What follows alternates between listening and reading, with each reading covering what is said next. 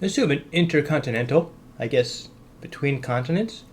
Ballistic means it falls without acceleration. Well, I guess not without being self-propelled, kind of like a ball is ballistic. Goes from rest to a speed of 60 kilometers per second. Pretty quick. In 60 seconds. That's also a lot. That's a small amount creating a big acceleration. What is the average acceleration of the object? Okay. So one of the key points to know here is average. So average is going to be end point minus beginning point divided by the amount of points in between. So it doesn't matter if it starts with a slow acceleration but then goes above it. This is just the average, which means we can kind of ignore everything in the middle. So this is going to be a unit conversion because we want meters per second squared and we're given kilometers. So kilometers are thousands. So we're just going to do 60 kilometers per second. We know that acceleration is measured in meters per second squared. We can also just check down here and we know the answer wants to be in meters per second squared. We're given a distance here, a time here, and another time here. So even without knowing the way to convert a speed to a acceleration, you can just do this straight through dimensional analysis.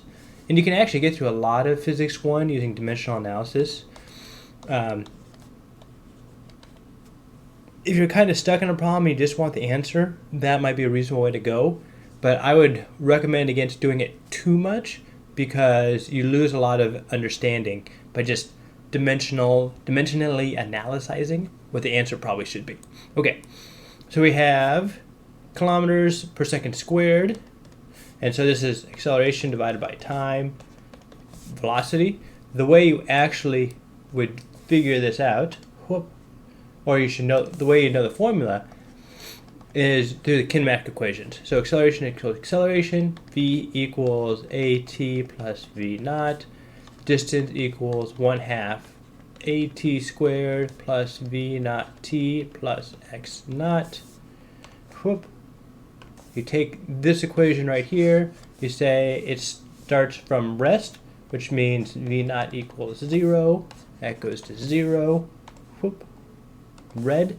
I don't actually need to use this many colors. I just enjoy it.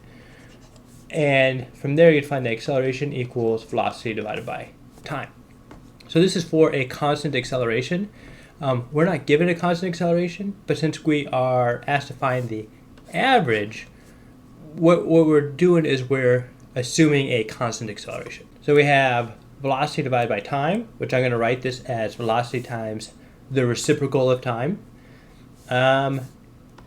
Change that equal sign to a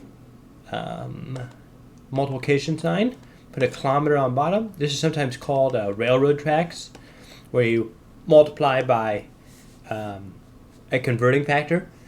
I've always thought of it as there's two things you can always do in math. You can always add 0 or multiply by 1. And since 1,000 meters equals 1 kilometer, 1,000 meters divided by 1 kilometer is 1. So what you're really doing is you're taking this and you're multiplying it by 1, which you can always do pretty much any time in life. Does that make it, is that the identity for multiplication? Yeah, I'll say that. The group, is that group theory thing?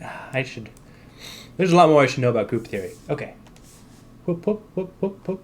Light blue. Kilometer cancels. We have 6 times 10 to the third meters over 60 seconds.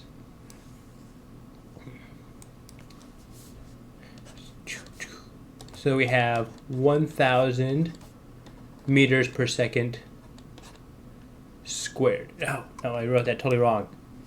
Equals 10 to the third meters over second squared. So the answer here, goes from rest to kilometer per second in 60 seconds. What is the average acceleration? So this will be 1,000 meters per second squared, which is a lot. Yep, I'm good with that. So answer here, 10 to the third, which is 1,000 meters per second. So to backtrack, we're trying to find average acceleration. we can, through dimensional analysis, kind of know that acceleration is going to be velocity divided by time, or speed divided by time, really. If we want a more rigorous way of remembering that, then we use our kinematic equations. We know that we're starting from rest. We rearrange it and we find that acceleration equals velocity divided by time. Plug in numbers, cancel out units as appropriate, and get a final answer. So that's how we do this one. Hope you enjoyed it. Thank you much.